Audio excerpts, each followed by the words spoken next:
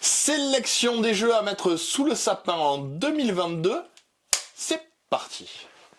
On a fait un effort sur la décoration du studio, s'il vous plaît. Et sur les pulls. Et sur les pulls, ne serait-il pas-il beau gosse? Non mais oh, on a un sapin en jeu de société. Ça c'est incroyable. Personne n'a ça. Si, il y a des gens qui l'ont. C'est vrai? Oui. Yo tout le monde, bienvenue sur cette toute nouvelle vidéo sur la chaîne YouTube de Game Trotter. Je suis Pierre-Louis. Je suis Julien. Nous sommes les petits lutins de Noël, puisque dans cette vidéo, nous allons vous faire notre superbe sélection de cette fin d'année 2022.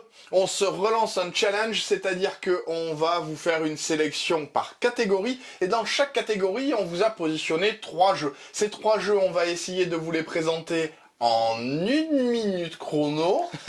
C'est parti. Here we go. Je peux faire comme les rockers, là.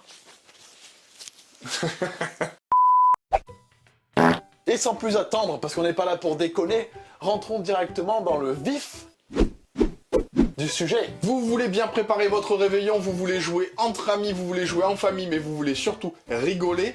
C'est parti pour les jeux d'ambiance. Commençons cette sélection des jeux d'ambiance avec Maudit Maudit. Maudit Maudit est un jeu d'association d'idées. Votre but dans Maudit Maudit, c'est d'essayer de faire deviner un mot particulier. Ce mot particulier, vous allez essayer de le faire deviner grâce à des indices, mais surtout grâce à un nombre précis d'indices, pour essayer de marquer des points. Si jamais le mot a été deviné trop tôt, dans ce cas-là, vous ne marquerez aucun point. Imaginez un jeu un petit peu comme Pyramide, mais dans lequel le nombre d'indices précis compte énormément, et vous avez Maudit Maudit. Passons au jeu suivant, qui n'est autre que Super Mega Lucky Box, le tout nouveau jeu d'ambiance qui fait parler de lui absolument partout. Super Mega Lucky Box, c'est un jeu de bingo qui mêle également des combos. Vous allez tout simplement vous retrouver avec un flip and write, vous allez retourner la carte, chaque joueur va pouvoir cocher le numéro sur une de ses grilles. Une fois qu'une ligne ou une colonne est faite, vous allez pouvoir déclencher les petits bonus, commencer à compléter les autres grilles, etc. etc. Ça va s'enchaîner, c'est très fun, c'est jouissif. Super Mega Lucky Box. Le dernier jeu de cette sélection, c'est Paquet de Chips. Dans Paquet de Chips, vous allez tirer des petites tuiles chips d'un vrai paquet de chips. Ce qui va se passer, c'est que vous allez avoir des cartes en main, et ces cartes en main sont vos points de victoire. Mais seulement si les conditions se réalisent. Si le tirage commun de chips vous permet de marquer des points.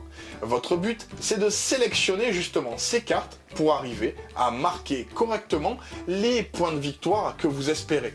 On est un petit peu dans un modèle de loto où à chaque fois qu'une chips va sortir, on voudra absolument que ce soit une couleur, on aura peut-être un peu de chance. Soyez malin et un tout petit peu de vin pour voir ce qui sort de ce paquet de chips. Là on se pose un petit peu plus, on passe directement à notre sélection des 3 jeux famille. Et on commence cette sélection avec le Roll and Write and Attack qui est Captain's War. C'est un roll and write somme toute assez classique, on va pas vous refaire les règles des roll and write, vous le connaissez très bien comment ça fonctionne. Vous allez lancer les dés, en sélectionner 2 et compléter votre feuille pour marquer un maximum de points de victoire. Sauf que dans Captain's War, la petite subtilité, c'est qu'on va pouvoir se fight avec les autres pirates qui sont tout autour de la table. Parce que sur votre feuille que vous allez compléter, vous allez pouvoir recruter différents pirates, vous composer une armée et partir à l'abordage de tous vos adversaires. C'est le bazar complet autour de la table, c'est jouissif comme jeu, c'est très familial, ça fonctionne très bien. Captain's War. Le deuxième jeu de cette sélection, c'est La Bête. On vous conduit en pays du Gévaudan. Le principe du jeu, c'est que il est asymétrique. Vous allez vous retrouver avec un joueur qui incarne la bête et qui a pour objectif de faire 25 morts à travers le pays du Gévaudan, alors que les autres joueurs incarnent des enquêteurs et tentent de déduire quelle est la forme qu'a pris la bête durant cette partie. La bête a sélectionné une de ces 5 formes pour essayer de se cacher durant toute la partie. Est-ce que les enquêteurs vont réussir à la déduire? C'est la question de la bête. Et on finit cette sélection des jeux famille avec un des meilleurs jeux de cette année 2022, Acropolis. Dans Acropolis, vous êtes sur un jeu de tuiles en pays grec et votre but va être de construire la plus belle cité et de constituer vos quartiers de manière la plus optimisée pour marquer un maximum de points. La particularité d'Acropolis, c'est que vous allez pouvoir monter en étage pour avoir des coefficients multiplicateurs qui sont carrément plus avantageux. Il va falloir faire mieux que vos adversaires dans ce jeu de pose de tuiles, c'est Acropolis. Vous voulez aller un petit peu plus loin dans le jeu de stratégie? Oui, ils veulent aller. Ils veulent aller. Ouh, on sait pas. Reviens. Reviens.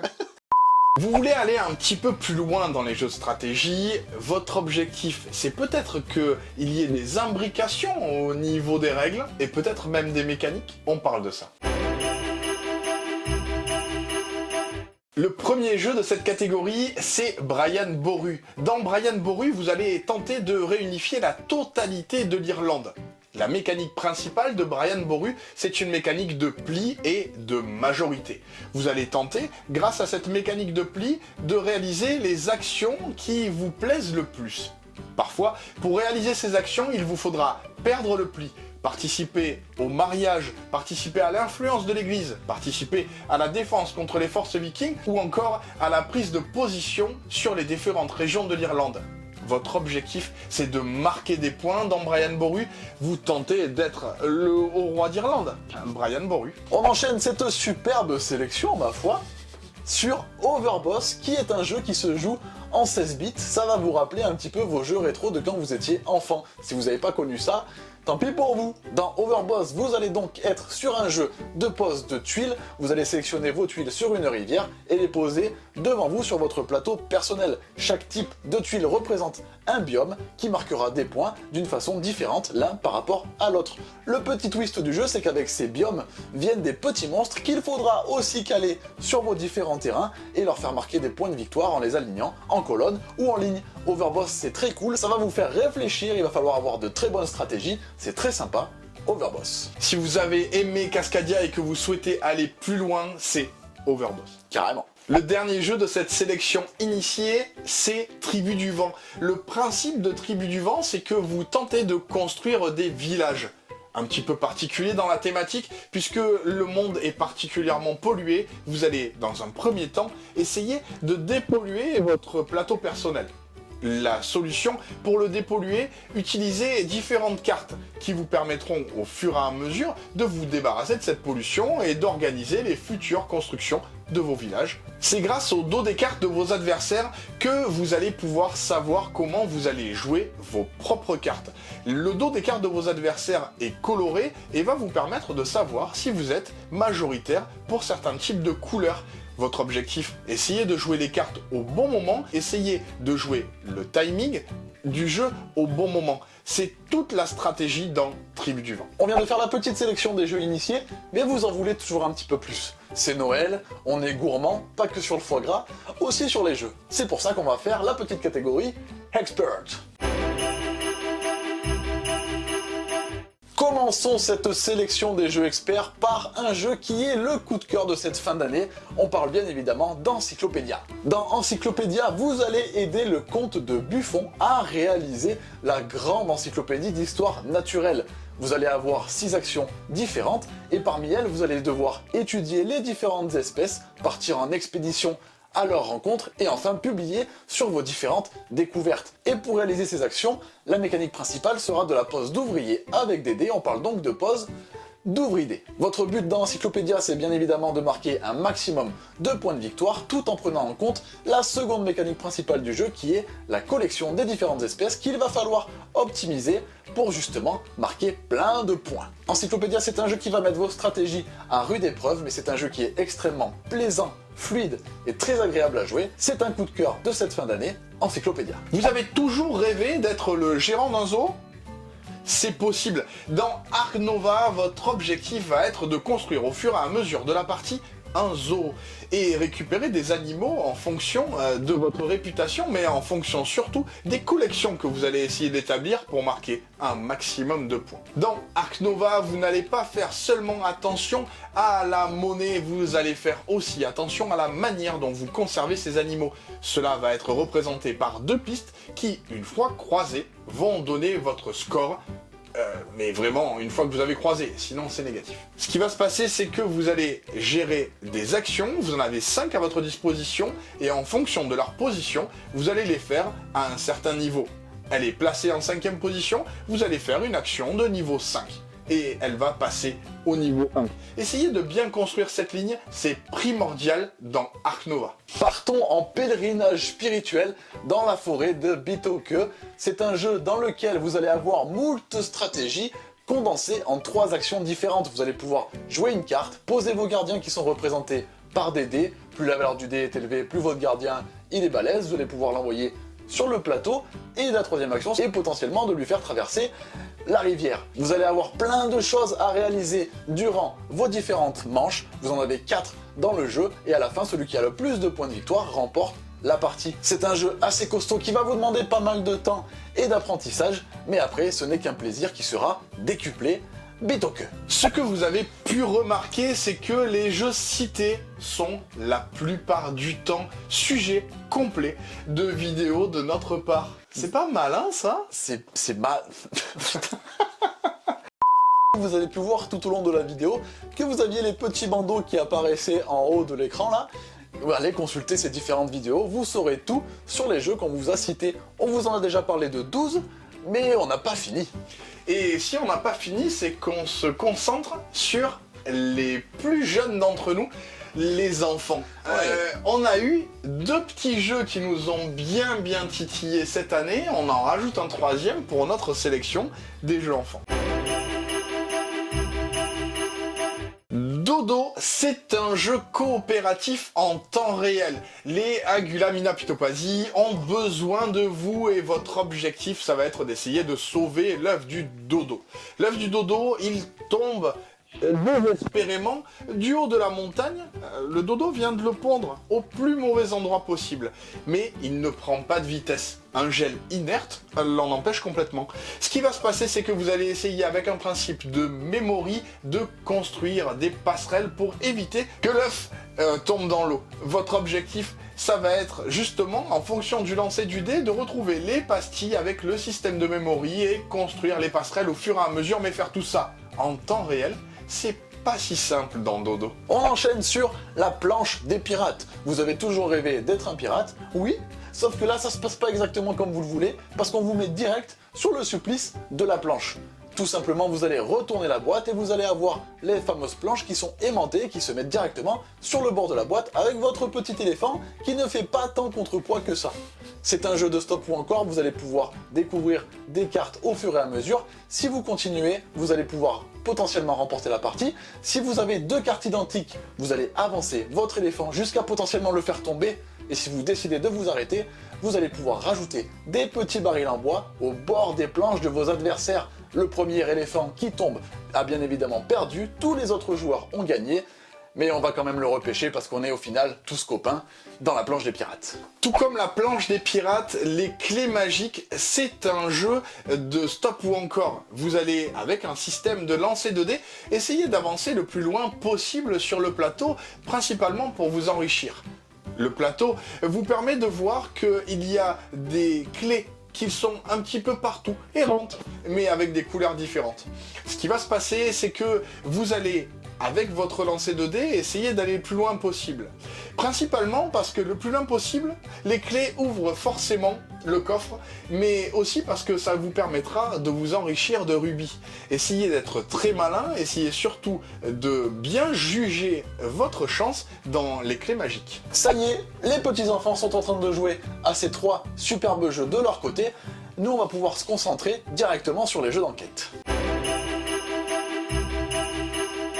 Commençons cette sélection des jeux enquête par un jeu qui est sorti cette fin d'année et qui nous a extrêmement surpris, Trax. Dans ce jeu, vous allez avoir 15 enquêtes différentes et la petite particularité de ce jeu d'enquête, c'est que c'est un jeu d'enquête sonore. Vous allez télécharger une application, démarrer une enquête, lire son préambule et ensuite lancer la bande son. Vous allez pouvoir revenir à certains points clés que vous allez choisir pour justement démêler l'histoire et l'intrigue de l'enquête que vous êtes en train de réaliser.